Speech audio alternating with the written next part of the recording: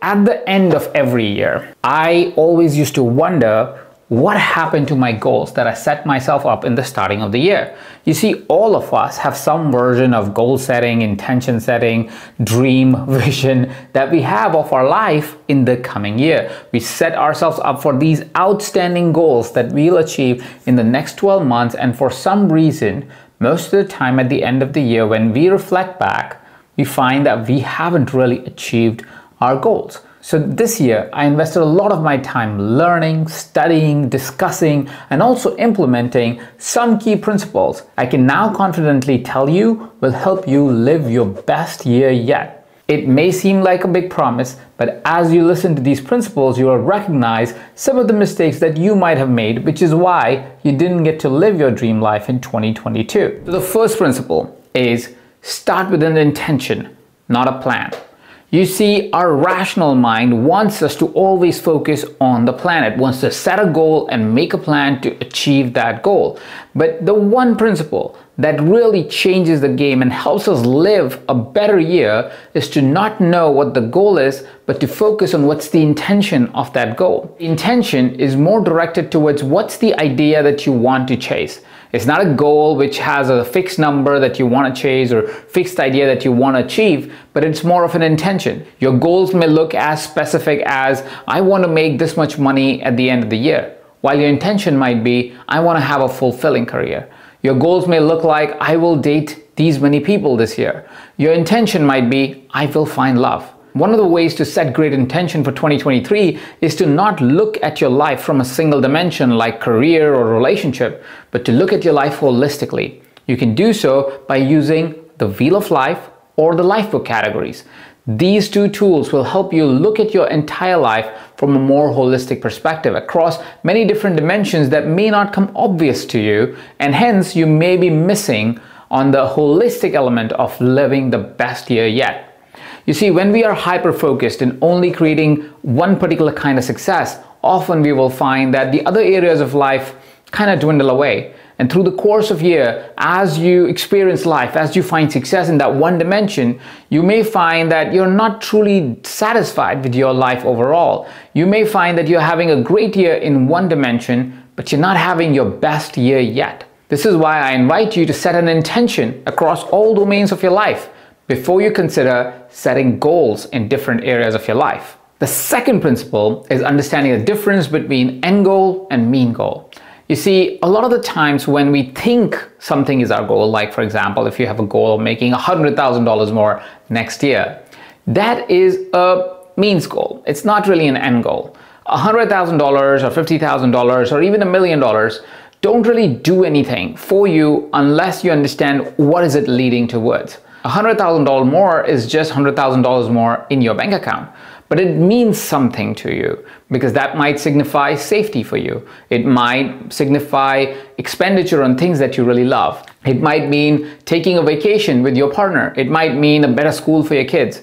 Whatever that is your end goal. Feelings that you really want to feel in everyday life is what you're really chasing. You see, when we set up arbitrary goals like making $100,000 more, making $1 million more, what we end up doing is we start creating a chase that is really leading to no end, because we're never really sitting back and reflecting on to what is it that I'm really trying to get? What is the end goal of all of this? Why am I wanting more money? And when there is lack of clarity of outcome for a particular action, the action itself doesn't have the same amount of drive. If you are clear that money means safety for you, for example, you will find it a lot more comforting making a little bit more money, but being able to put it in a way or put it away in a way that you feel safe. What you're really chasing at any given time is a particular feeling, and that's really your end goal, your moment-to-moment feeling that you have as you experience life. Means are things like money, like cars and vacations and so forth. These are all means to an end. So understand that the means, while may look like more exciting goals, because that's something more real and you can touch it, what you really are chasing is an end goal, a feeling that happens as a consequence of that means being fulfilled. Which brings me to the third principle. Use your goals as a compass, not a destination.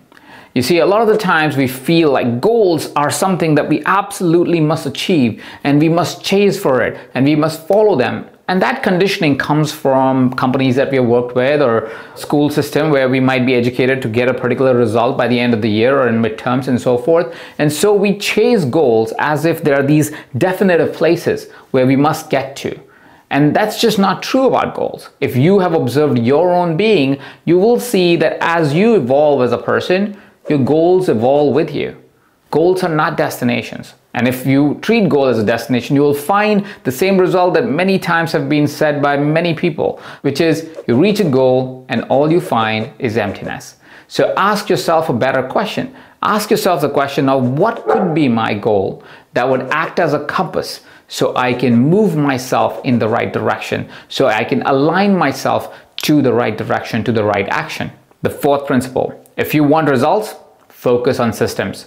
You see, most of the time, day to day, as we live our life, we live it as a set of systems. You have a system for what you do in the morning. You have a system for what you do in the afternoon, how you go to work, where you go to work, how you do your work. There's a system. It may be conscious to you, it may be subconscious to you, but there's a system how we live our life.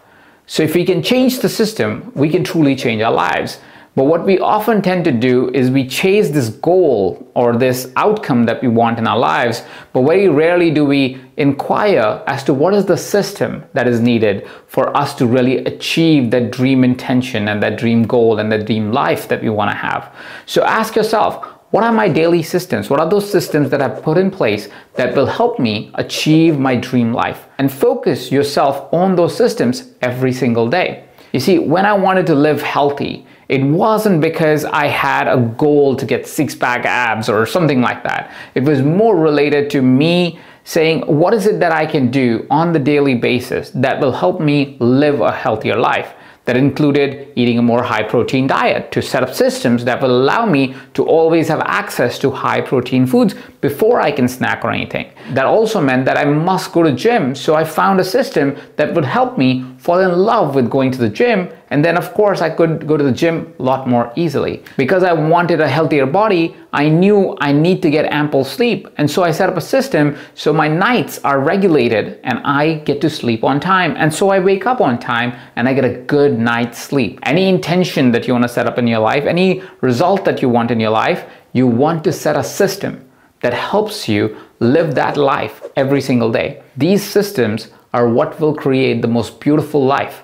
Not one goal, not one intention, not the outcome that you may or may not get in 12 months from now, but how you lived your life every single day. The fifth principle is understanding that life is a dance between self-acceptance and self-improvement. Every single day, there will be a version of you that will not get to live the life that you want to live at the end of 2023. This is where you want to really be the healthiest version and today you are not able to. Or you want to have the most beautiful relationship and today you were not the best partner you could be. You want to have the most successful career but you are not really creating as much progress as you would like to. This is where you need to accept yourself for where you are and know that it's okay.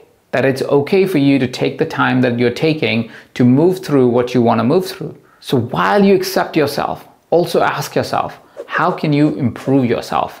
This dance between self-acceptance and self-improvement is what creates a magnified life. If you are looking to live your best year yet, you must learn how to have this dance because you want to enjoy your life in this moment for who you are, how you are.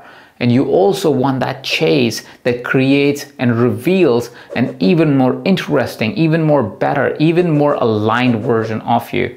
But that can only happen once you've accepted yourself. And that's why this is a dance. And this dance is what is going to be the foundation of you working moment to moment towards accepting yourself and creating a new version of you. And with that, Happy New Year. My wish for you is that you have your best year yet. Thank you so much for watching, and I'll see you around.